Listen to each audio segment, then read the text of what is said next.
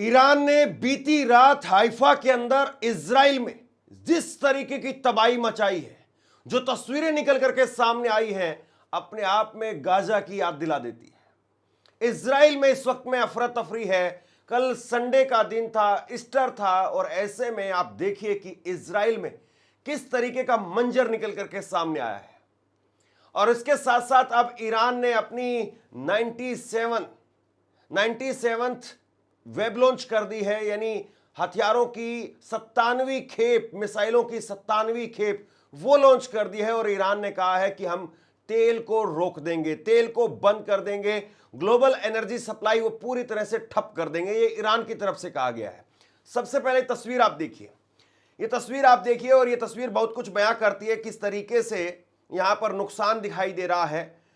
Haifa के अंदर ये तस्वीरें निकल करके सामने आई है और बहुत भारी तबाही इन तस्वीरों के जरिए आप महसूस कर सकते हैं। बहुत भारी तबाही वो ईरान ने मचाई है। और सबसे बड़ी बात यह है कि लगातार ईरान वो नुकसान कर रहा है, लगातार इजराइल के अंदर भारी नुकसान पहुंचा रहा है। और ये तस्वीरें अपने आप गवाही है। और ये देखिए आप, सीधी मिसाइल हिट हो रही है।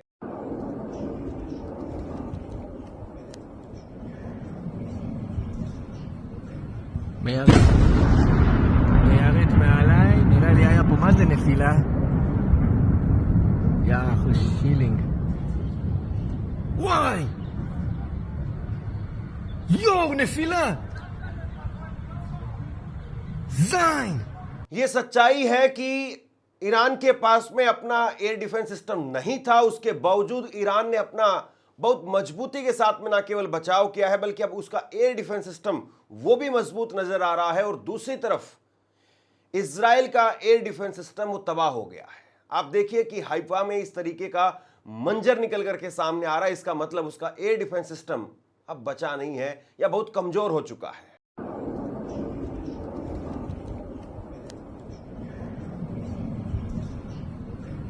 מיירט מעליי, נראה לי היה פה מה זה נפילה. יא אחו שילינג. וואי! יואו, נפילה! ज़ाइन! इसके बाद में एक तस्वीर मैं आपको और दिखाता हूं। इजराइल की एक और तस्वीर है, ये आप देखिए। ईरानी मिसाइल ने दक्षिणी इजराइल के रमत होवा इंडस्ट्रियल एरिया पर हमला किया है। और हमले के बाद में स्थानीय अधिकारियों की तरफ से खतरनाक रासायनिक चीजों की लीक होने की चेतावनी दी गई है। आप जरा ये तस्वीर देखिए, किस तरीके का नुकसान और कितना भारी गुब्बार, धुएं का गुब्बार जो है वो दिखाई दे रहा है। ये इंडस्ट्रियल एरिया पर ईरान की तरफ से दक्षिणी इजराइल में, साउथ इजराइल में हमला किया गया है। नॉर्थ इजराइल के अंदर एक तरफ लेबनान में हिजबुल्लाह जो है वो नुकसान पहुंचा रहा है, और दक्षिणी इजराइल में ईरान नुकसान पहुंचा रहा है। וואו, עכשיו אם יש אירוע חומרים מסוכנים, לא? אם יש אירוע חומרים מסוכנים, אנחנו בצרות. इसी बीच में डोनाल्ड ट्रंप की तरफ से एक और पोस्ट किया गया है, सिर्फ एक लाइन का, जरा आप अपनी स्क्रीन पर देखिए। डोनाल्ड ट्रंप की तरफ से पोस्ट किया गया है, ट्यूसडे 8 PM ईस्टर्न टाइम, यानी न्यूयॉर्क टाइम के हिसाब से मंगलवार रात 8 बजे, और भारतीय टाइम के हिसाब से अगर आपको मैं बताऊं तो बुधवार सुबह 5:30 बजे, यानी आज सोमवार का दिन और कल मंगलवार का दिन, ये 2 दिन बीच में है। यानी फिर वही 48 घंटे की तरीके से घुमा फिरा करके म्याद दे दी गई। कल इन्होंने गंदा भद्दा ट्वीट किया था जिसमें गालियां दे रहे थे और जिसमें कह रहे थे कि मंगलवार जो है वो प्लांट डे होगा, ब्रिज डे होगा, इस तरह की बातें कह रहे थे। और अब जो है ये दूसरी कहानी बता रहे हैं। अब कह रहे हैं कि भैया सुबह 5:30 बजे, यानी भारतीय समय अनुसार बुधवार को हम कुछ बड़ा करने वाले हैं। इस तरह की बातें जो है इनकी तरफ से कही गई है। लेकिन अब सवाल यही है कि अमेरिका क्या कुछ कर पाएगा जब इजराइल में ईरान अभी भी इतनी तबाही मचा रहा है। एक तस्वीर मैं आपको और दिखाता हूं, वहां की जो स्थानीय रिपोर्टर है उन्होंने इजराइल के हाइफा का दृश्य जो है वो दिखाया है। और जाहिर सी बात है, देखिए आप यहाँ पर इन तस्वीरों के जरिए अंदाजा लगा लेंगे। फायर ब्रिगेड की गाड़ियां खड़ी हुई है और लोगों की अफरा तफरी वो साफ तौर पर दिखाई दे रही है। और ये उस शहर का नज़ारा है जो अपने आप में अपनी टेक्नोलॉजी के दम पर जो दुनिया के अंदर अपनी हेकड़ी दिखाता था, ये उस शहर का नज़ारा है। वहीं ईरान के स्पीकर गालिबफ उनकी तरफ से क्या कहा गया है वो आपको बताने जा रहा हूं। ईरानी संसद के स्पीकर गालिबफ ने ट्रंप को चेतावनी दी है और कहा है कि आपके लापरवाह कदम यूएस को जीते जागते नरक में धकेल रहे हैं। हमारा पूरा इलाका जलने वाला है क्योंकि आप नेतन्याहू के हुक्म मानने पर अड़े हैं। वॉर क्राइम से आपको कुछ नहीं मिलेगा। इसका एकमात्र हल ईरान के लोगों के अधिकारों का सम्मान करना और इस खतरनाक खेल को खत्म करना है। यानी एक तरीके से वो बड़ी बात कह रहे हैं और वो कह रहे हैं कि भैया आपको नेतन्याहू ने अपने खेल में फंसा लिया है और नेतन्याहू के खेल की वजह से आप जो है इस तरह की तबाही, इस तरह का मंजर वो यहाँ पर पेश कर रहे हैं। लेकिन आप ये मत भूलिएगा कि ईरान आपको इसका पलटवार करेगा। अगर आप इससे बचना चाहते हैं तो फिर ये युद्ध खत्म करिए। ये स्पीकर की तरफ से जो कहा गया है। मैं एक वीडियो आपको और दिखाता हूं, ये जरा वीडियो देखिए। और ये बीती रात IRGC की तरफ से वीडियो शेयर किया गया है और इस वीडियो में IRGC उनका कहना है कि यूएस एयरक्राफ्ट के बचे हुए हिस्से हैं ये, और दावा ये किया जा रहा है कि अमेरिकी पायलट को बचाने के दौरान अमेरिका के 2 और विमान नष्ट हुए हैं। और कितनी दूर तक ये मलबा फैला हुआ है, कितनी दूर तक ये मलबा फैला हुआ है, ये अपने आप में इसकी जीती जागती मिसाल है कि किस तरीके से यहाँ पर नुकसान हुआ है ये। और आप देखिए मलबा कितनी दूर तक, ये एक विमान का मलबा नहीं है, जाहिर सी बात है और भी विमानों का नुकसान हुआ है और ये स्पष्ट तौर पर दिखाई दे रहा है। अब सबसे बड़ी बात यह है कि ये कहा जा रहा है कि विमानों को इसलिए नष्ट कर दिया गया कि ईरान वो टेक्नोलॉजी ना ले ले, क्योंकि अगर विमानों को उसी जगह पर वहीं पर छोड़ देते तो ईरान जो है संभवतः वो टेक्नोलॉजी चुरा सकता था। यानी हथियार कैसे किस तरीके से बनाए जा रहे हैं, वो हथियारों की जो टेक्नोलॉजी है उसको ईरान चुरा सकता था। देखिए इतना आसान नहीं होता है कि हथियारों की टेक्नोलॉजी कोई चुरा लेगा। सब जानते हैं कि फजियत से बचने के लिए इन्होंने सब कुछ किया है। एक तस्वीर मैं आपको और दिखाता हूं, ये तस्वीर आप देखिए और किस तरीके से जो है लोग अब खड़े होकर के जो मलबा बचा हुआ है वहां पर जा करके लोग वीडियो बना रहे हैं। ये अमेरिकी विमान की तबाही की तस्वीर है और उसके साथ में लोग खड़े होकर के वहां पर सेल्फी खिंचवा रहे हैं, वीडियो बनवा रहे हैं। और यही कहीं ना कहीं ईरान के लोगों का जज्बा जो है वो दिखाता है।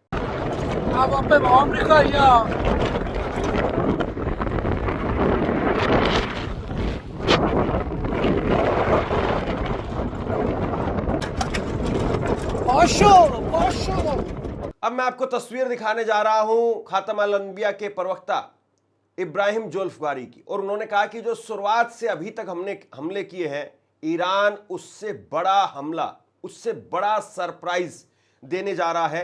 ये उनकी तरफ से कहा गया खातम अल अनबिया। और बड़ा डैमेज, बड़ा लॉस वो इस बार इजराइल को होगा, अमेरिका को होगा और फिर अल्लाह के नाम पर विक्ट्री होगी। इस तरह की बात ये कह रहे हैं, सुनिए एक बार। ما از ابتدا اعلام کرده بودیم که هر تعرضی به اهداف غیر نظامی با پاسخ مضاعف به منافع دشمن در هر نقطه از منطقه روبرو خواهد شد. در صورت تکرار حمله به اهداف غیر نظامی مراحل بعدی عملیات‌های تهاجمی و تلافی جویانه ما بسیار کوبنده‌تر و گسترده‌تر اجرا خواهد شد و ضررها و خسارات آنها در اصرار بر این رویکرد چند برابر خواهد بود و من نصر الا من عند الله العزیز الحکیم. बीती रात इजराइल का ईरान ने भारी नुकसान किया है। कई शहरों से जेरूसलम के अंदर भी ड्रोन्स और मिसाइल पहुंची हैं। ये तस्वीरें भी निकल करके सामने आई है। तेल अवीव के अंदर भी नुकसान हुआ है, ऐसी तस्वीरें निकल करके सामने आई है। हाइफा के अंदर नुकसान हुआ है, ऐसी तस्वीर निकल करके सामने आई है। और अब मैं आपको तस्वीर दिखा रहा हूं इजराइल की, और ये बीती रात की सिर्फ तस्वीरें हैं। ये तस्वीर आप देखिए, पेटा टिकवा के अंदर डिफेंस मैन्युफैक्चरिंग फैक्ट्री पर हमला किया गया है और यह परिसर पूरी तरह से तबाह हो गया है।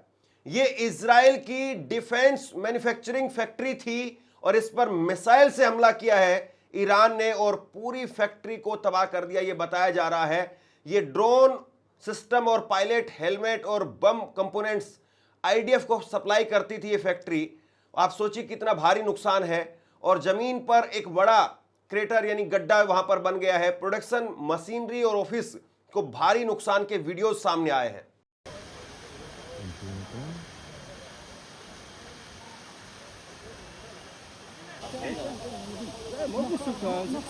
אין בעיה, אבל עדיין, האיש יש בפנים, יש גם נראה לי תעשו. כן, אתה מבין? רואים.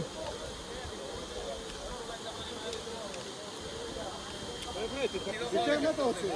חבר'ה, קדימה, חבר'ה, כל יאללה, מי בואו שאין נצא, לו מה תתקדמו להיות פה, במקום. בבקשה, לצאת עד שתהיה בדיקה.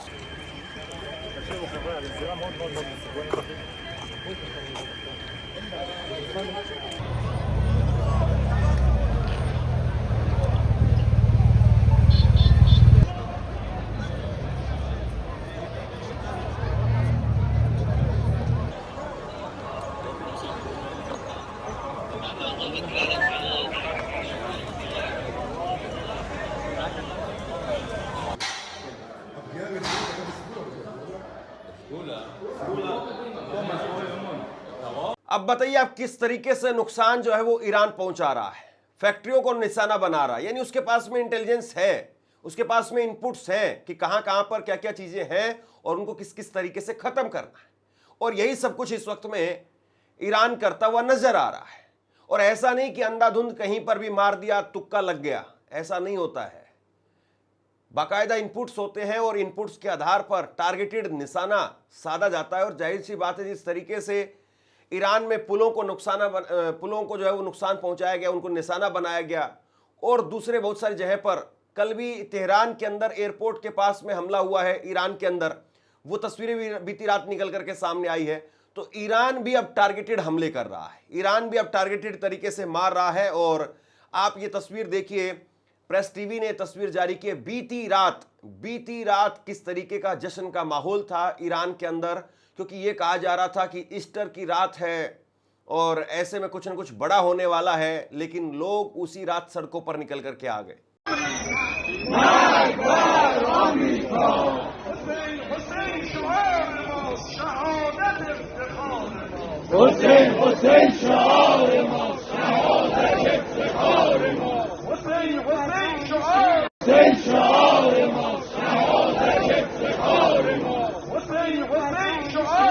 अब मैं आपको दूसरी बड़ी खबर बताने जा रहा हूं, जिसका मैंने शुरुआत में जिक्र किया था। ईरान की तरफ से कहा गया है कि अगर हम पर हमले इसी तरीके से हुए, जैसा डोनाल्ड ट्रंप कह रहे हैं कि हम पुलों को उड़ा देंगे, हम पावर प्लांट्स को उड़ा देंगे, हम न्यूक्लियर सेक्टर्स पर हमला करेंगे, तो उसके बाद में हम दुनिया भर की ग्लोबल एनर्जी को ठप कर देंगे। ये ईरान की तरफ से कहा गया है। ईरान ने ग्लोबल सप्लाई ठप करने की धमकी दी है। और ईरान की तरफ से कहा गया कि अगर हम पर हमले बढ़े तो दूसरे समुद्री रास्तों को भी निशाना बनाएंगे। यानी बाब अल मंदेब वो भी बंद कर दी जाएगी। रेड सी में बाब अल मंदेब को आप यूं कहिए कि एक इशारे पर हूती बंद कर देंगे। ईरान का एक इशारा और उधर बाब अल मंदेब बंद हो जाएगी। अभी स्ट्रेट ऑफ हुर्मुज बंद है, बाब अल मंदेब भी बंद हो जाएगी। और उसके बाद में आप देखिए कि क्या हालत होगी। वहां से भी 6% ऑयल दुनिया का आता है। अगर खाड़ी ये यहाँ पर साउथ एशिया की अगर बात करें तो कई देश ऐसे हैं जहां पर 40-50% तक ऑयल गैस वगैरह जो है वो बाब अल मंदेब से भी आती है। तो ईरान की तरफ से धमकी दी गई है कि अगर अमेरिका और इजराइल के हमले बढ़े तो ग्लोबल सप्लाई चेन को ठप कर देगा। अल जजीरा की रिपोर्ट के मुताबिक ईरान ने कहा है कि वह होर्मुज के अलावा दूसरे समुद्री रास्तों को भी निशाना बना सकता है।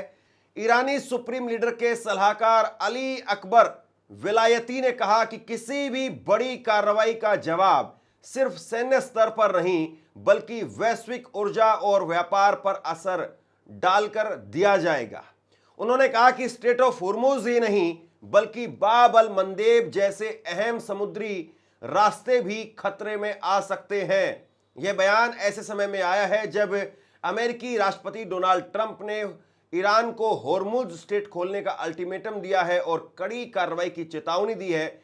इससे पहले ईरान के करीबी माने जाने वाले यमन के हूती विद्रोही रेड सी में जहाजों पर हमले की बात कह चुके हैं। तो कुल मिलाकर के आप यूं कहिए कि अब स्थिति डोनाल्ड ट्रंप के लिए और नाजुक होती चली जा रही है। और अब ईरान के सुप्रीम लीडर के सलाहकार उनकी तरफ से मैसेज आया है, यानी ईरान के सुप्रीम लीडर मुस्तफा खामनेई, आप यूं समझिए कि उन्होंने ही मैसेज भिजवाया है कि हम बाब अल मंदेब को बंद कर देंगे। और बाब अल मंदेब को बंद करना यानी पूरी तरह से आप यूं कहिए कि अभी तक तो सिर्फ एक तरफ का नाक बंद किया था, फिर दोनों तरफ से नाक को बंद कर देंगे। फिर कोई चारा नहीं होगा डोनाल्ड ट्रंप के पास में कि मुंह फाड़ करके वो सांस ले। और कल को अगर फिर दूसरे रास्ते अगर बंद किए तो फिर वहां से भी सांस आना बंद हो जाएगा। तो ये इस वक्त की स्थिति जो है वो दिखाई दे रही है। अगर एक तस्वीर के जरिए मैं आपको दिखाता हूं, बाब-अल मंदेब जो है वो रेड सी के अंदर है और बाब-अल मंदेब के जरिए यूरोप के देशों में जो है वो आप देख रहे हैं तस्वीर, छोटा सा एक स्वेज नहर जो है यहाँ पर बनी हुई आपको दिखाई देगी। स्वेज नहर के जरिए और बाब-अल मंदेब से होता हुआ और आगे यूरोप के देशों में सप्लाई जो है पहुँचती है। और इधर दूसरी तरफ स्ट्रेट ऑफ हुर्मुज से अगर देखें तो तकरीबन 2500 किलोमीटर की दूरी है। बीच में सऊदी अरब है और इस तरफ यमन है और यमन की यहाँ पर जो है वो पकड़ है और उधर फारस की खाड़ी में स्ट्रेट ऑफ हुर्मुज में ईरान की पकड़ है। और खासियत यह है कि रोजाना 60 से 70 लाख बैरल तेल की आवाजाही बाब-अल मंदेब से होती है। ग्लोबल समुद्री ट्रेड पर इसका 10% जो है इसी रास्ते से ट्रेड होता है और स्वेज नहर के जरिए यूरोप एशिया से कनेक्ट जो है ये बाब-अल मंदेब के जरिए ये तमाम देश होते हैं। तो ये जो है इस वक्त भी अपडेट्स निकल करके सामने आ रही है और ये अपडेट्स अपने आप में ये बताने के लिए काफ़ी हैं कि अमेरिका उसका कितना नुकसान हो रहा है, इजराइल उसका कितना नुकसान हो रहा है और ईरान का कितना नुकसान हो रहा है। ईरान ने कल भी इस बात को कहा है कि भैया जब हमारे ऊपर हमला होता है तब कोई नहीं बोलता है और जब इनके ऊपर हमला होता है या इनके न्यूक्लियर सेक्टर्स पर जब हमला होता है तो ये रोने लगते हैं और ये फिर उसके बाद में यूएन की दुहाई देते हैं और जब हमारे ऊपर हमला होता है तो किसी प्रकार से कोई दुहाई जो नज़र आती नहीं है। कुल मिलाकर के इस वक्त की जो स्थिति है वो बहुत मुश्किल नज़र आ रही है इजराइल के लिए, अमेरिका के लिए।